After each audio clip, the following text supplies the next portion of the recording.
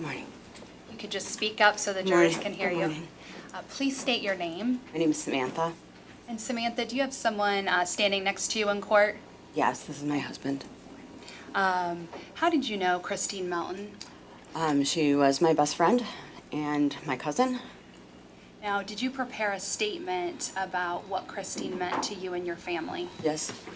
And before you read that statement, I want to direct your attention to the screen.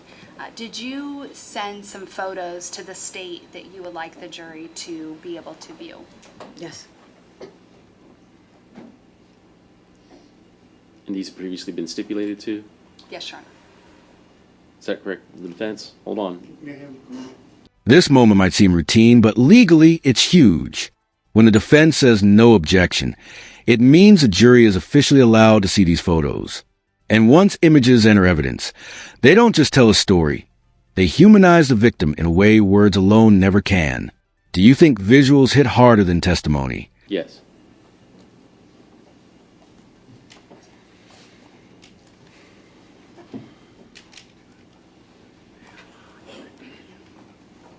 That's fine, Judge. No objections? No objections. All right. And is there an exhibit number for these or anything? Yes, Your Honor, it'll be PowerPoint States Exhibit 4. Okay. No objection to that PowerPoint then being admitted into evidence and published? That's correct. All right. Judge, if we could get the mail to tap the screen.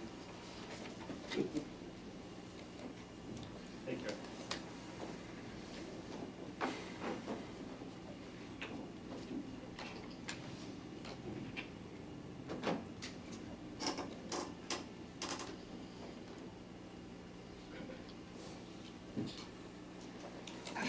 Just the first one. Okay, and Samantha, who is this a photograph of? That's Christine Milton Okay. and my daughter wearing outfits that they got for Christmas to match. This is a victim impact statement. And in court, this is where the case stops being procedural and becomes deeply personal. The jury isn't hearing facts anymore. They're about to hear the cost of this crime. Watch how the room changes here. And what did the shirt say? Do good. Samantha, would you please read the statement that you prepared to the jurors? Yes. Okay.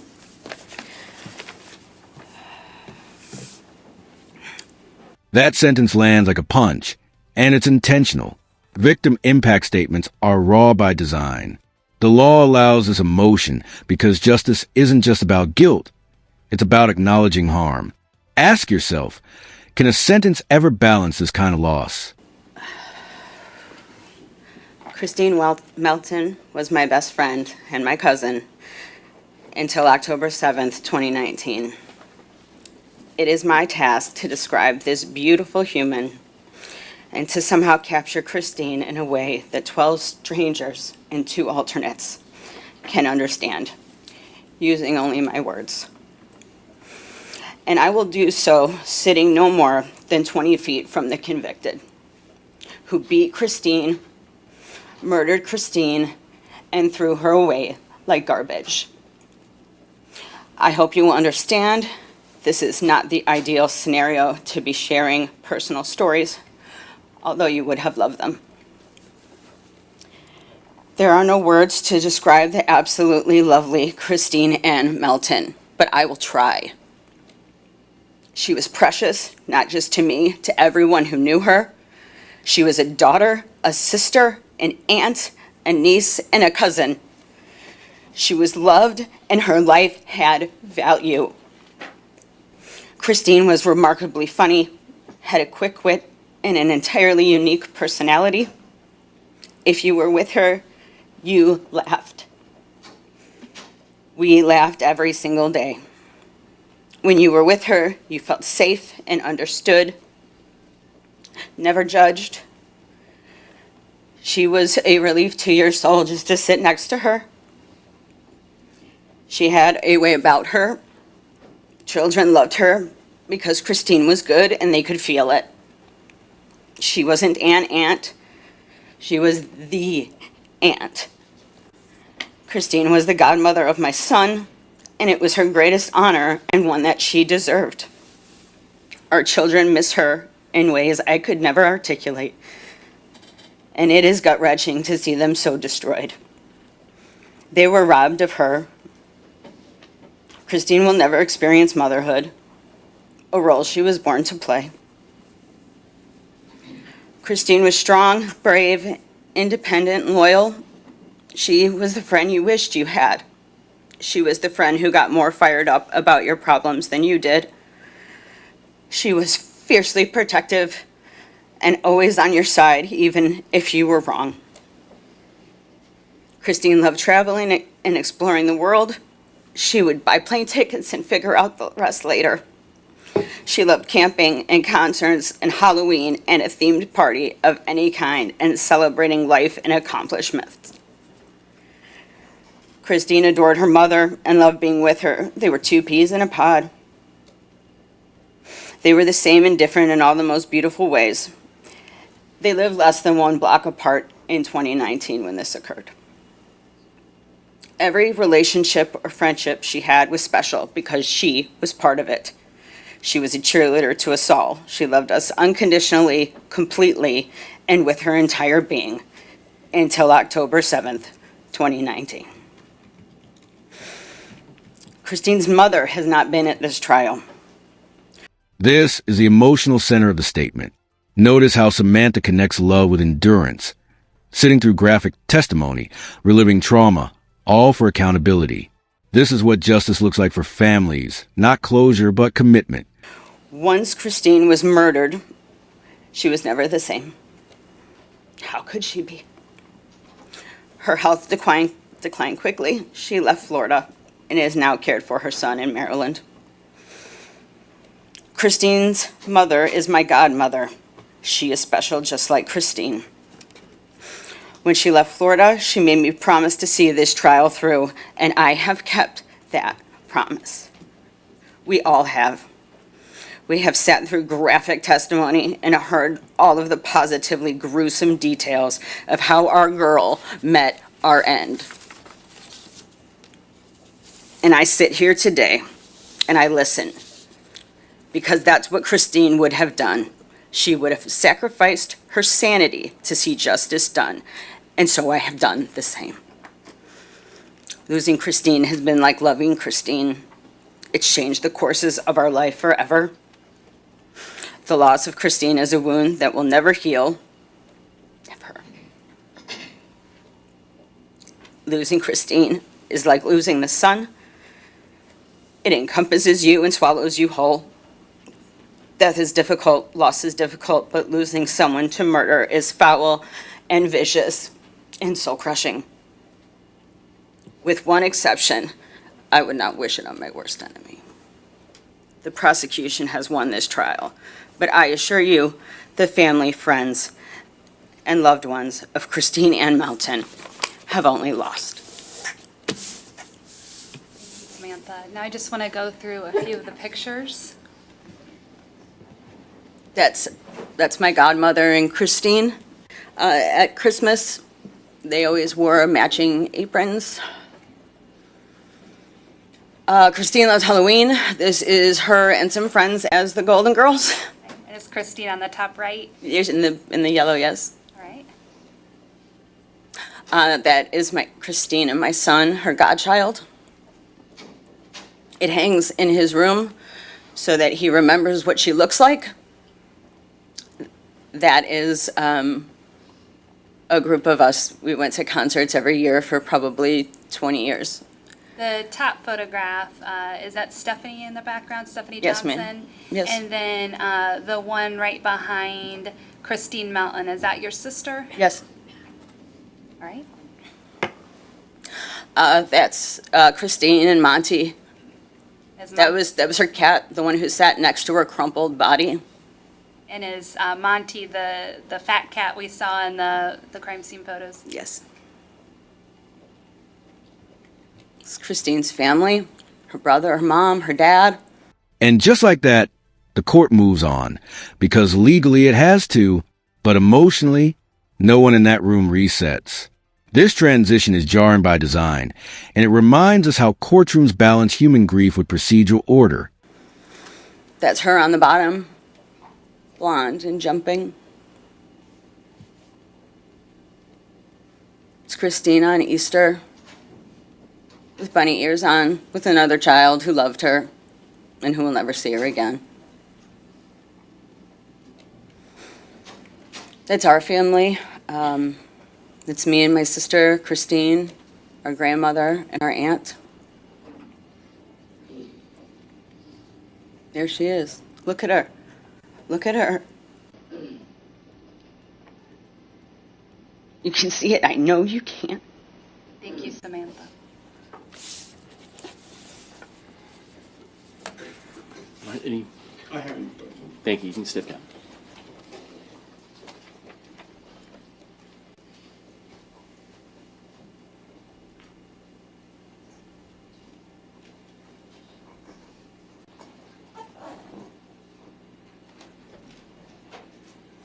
Judge State would like to call him Zane Romero.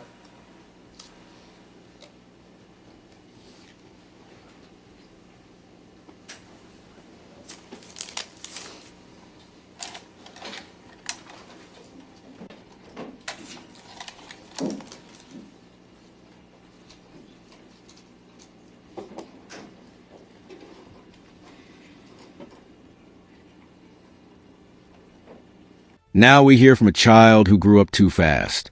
Unlike legal arguments, this testimony isn't meant to persuade. It's meant to be remembered. As you listen, ask yourself, how do you measure a future that was stolen?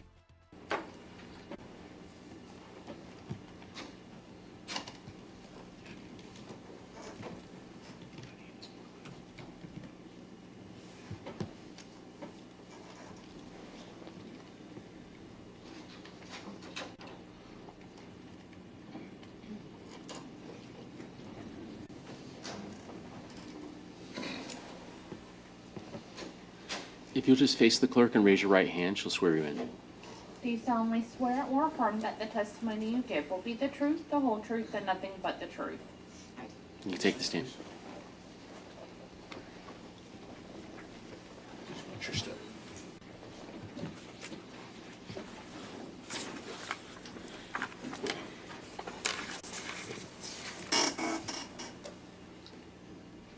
Good morning. Good morning. Please introduce yourself to the ladies and gentlemen of the jury by telling them your name. I'm Zane Romero. Do you know, or did you know, a young lady by the name of Diana Ruiz? Yes, that was my mom.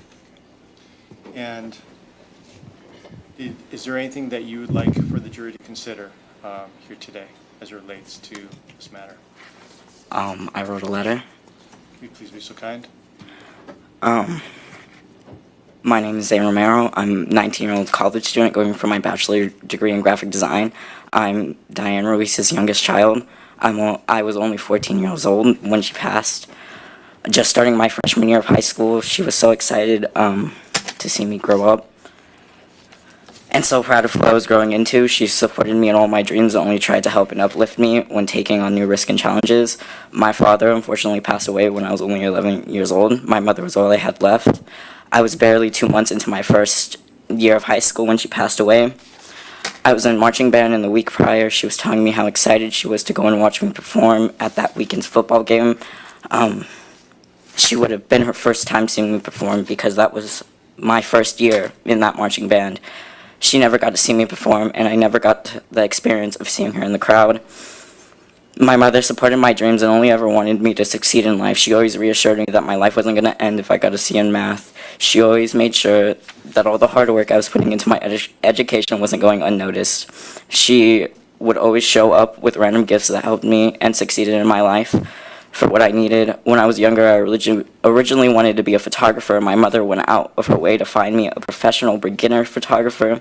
She knew I wanted to print my photos, and she bought me a printer with photo paper.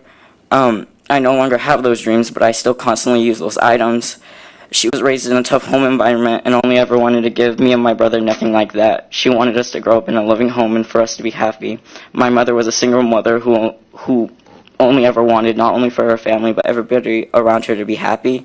My mother's life dream was to be able to get married and raise her family. She was so close to getting everything she wanted. I was forced to move states to better accommodate for what I needed for my education. I moved far away from Florida because I grew up everywhere with my mom just to have her be stripped away on a random weekday. I tried my best to avoid going back. She was really excited for my future because she knew I was going to achieve big things, and I refused to disappoint her, even in death, because it helps me push on every day. I would like to share some achievements I've been able to accomplish.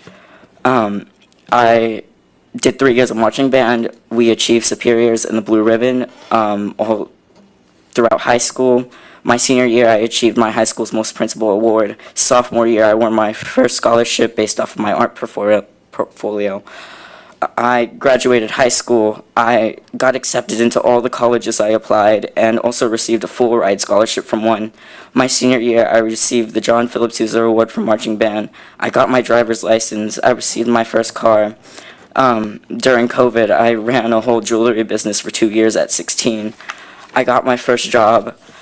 I'm getting my first apartment July. I'm a year ahead in my college education, and I have my first internship as a graphic designer. I only listed 13 out of many, both big and small, achievements. All 13 of these achievements my mom didn't get the chance to see me accomplish. My mother will never get the chance to see me get married, get to see me graduate college as a first-generation graduate, get to see me get my first real job. During college, I was sent to the ER for the first time. I got into my first car accident, and the only person I wanted to call was my mom, or how she went missing. I trusted my gut so much. Everything told me that she was coming home, and I haven't been able to trust her again, or how when I was told she was missing while walking home from my bus stop, or how everybody in my town knew that she was dead before me, or how on my 15th birthday I almost killed myself because I couldn't bear the idea without turning 15 without my mom. I lived 5 years without her, and not a single day has gone by where I haven't been able to not think about her. My mother only had love in her heart, only wanted the best for me, and nothing that happened to her was ever deserved, and she just wanted to live a normal life. Did you know where your mom was walking to that morning? Yeah, to work. And where did your mom work? The Moose Lodge. Okay. And how long had your mom been working at the Moose Lodge? Like 3 years. And did you know what your mom did for the Moose Lodge? She was a bartender. Did she also volunteer at the Moose Lodge? Yeah. Did you know whether or not they performed any benefits? Not any benefits. She would just be there for fun. Okay. And did you know that the Moose Lodge was for the concern of children and for the elderly? Yes. Okay. And your mom was very active in that particular community, is that right? Yes. Have you had an opportunity to see a series of photographs in this particular case? Yes. And you're familiar with those photographs? Yes. I'd like to direct your attention to the screen there at the Have these right. been admitted? We are moving States Exhibits PP3, PowerPoint 3, and evidence at this time, Judge. They've Any been objections? discussed with defense counsel. No, we have no objection. All right, to be admitted. Thank you, Judge. Merrill, what are we looking at in this photograph? That's me and my mom at the Moose Lodge on Mother's Day. I don't like pictures taken of myself, and that was the only picture I let her take as a Mother's Day gift. Very well. That's my grandpa and my mom when she was a kid. That's my mom when she was younger. That's my mom and my brother while they were at Disney. That is my mom working at the Moose. That is my mom. I'm gonna assume at a bar, I don't know where. That was a picture I took of my mom working an event with her at the Moose. You say working an event, what do you mean? It was for something, the camera she got me, she asked me to take pictures, and I just went to go take them. That's my mom and my mom and my brother. I took that picture of my mom and her boyfriend on this trail we went on. And that's my mom at the Moose.